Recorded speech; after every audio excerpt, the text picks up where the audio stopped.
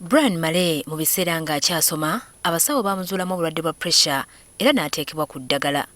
Oluvannyuma lwa kitaabwe okufa, ono kati ng'aweza emyaka 25 yagenda e Dubai okukuba ekyeyo mu mwaka gwa 2018 okusobola okuyamba ku nnyina okuweerera abatoobe.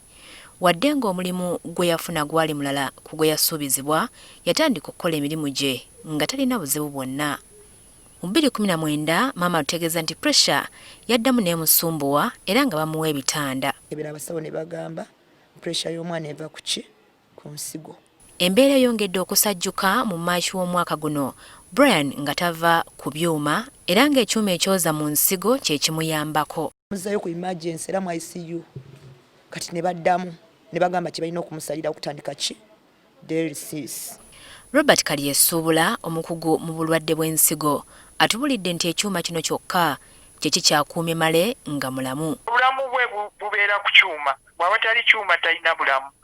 Basically baba giyita artificial kidney. Ebeera ng'ensigo entonde ekuyamba. Wabula maama we agamba nti ensimbi zino nnyingi eri famire. Ziri miliyoni 2.2 buli mulundi gwagenda mu dialysis. Zitutasobola. Kale ne wana eky'Uganda nakyo kiwulira nga kinene, nate bwe tuwulira kiri kinene nnyo okusinga kino. Dr. Kalyesuubula atubulidde nti Brian okubeera omulamu obulungi kyetaagisa okumuteekamu ensigo endala. Ekyuma ekyo tekiwonya nsigo, kikuuma bukuumi ng'oli mulamu. Bw'oba oyagala okutereera oba weetaaga kye bayita kidney transplant, okuwa ensigo endala ne bagisimbuliza n'ofunayo omu ku barelative bo ne babeera nga bakuwa ensigo n'okugenda ebweru ne bakulongoosa ne bakuteekamu ensigo eyo. Tukitegedde nti ensigo za Male zikola ebitundu 5 ku 100. Omukugu atubulidde kye kitegeeza. Ensigo bw'eba ekola erina kukola 10 ku 100, naye egenda eyonooneka mpola mpola ng'eyita mu mitendera gye giri 5. Ogwokutaano gwe gusembayo obubi bw'eba ekola less than 15%.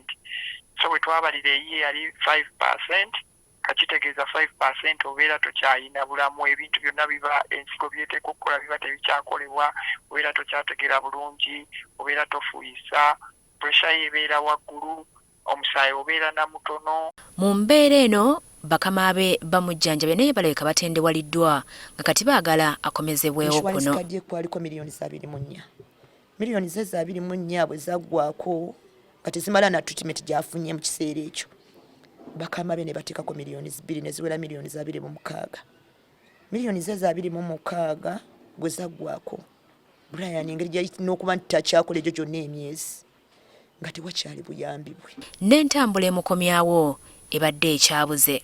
Naye tubadde tunoonya ennyonyi paka kati tetulaba nnyonyi gye tugikola ki gye tugijja. Gertrude Busuulwa, maama wa Brian, yandyagadde mutabani wa jjanjabibwa e Dubai singa ensimbi ezeetaagibwa ziba zidabise nga contract ye tennaggwako. Obuzibu bwa ssente kubanga tunoonya over 160 millions nga 16 n'okukola ki kubanga kulina okubeerako ye Brian omulwadde, kulina okubeerako dona n'obujjanjabibwe ate n'omuntu agenda obakola ki obajjanjaba.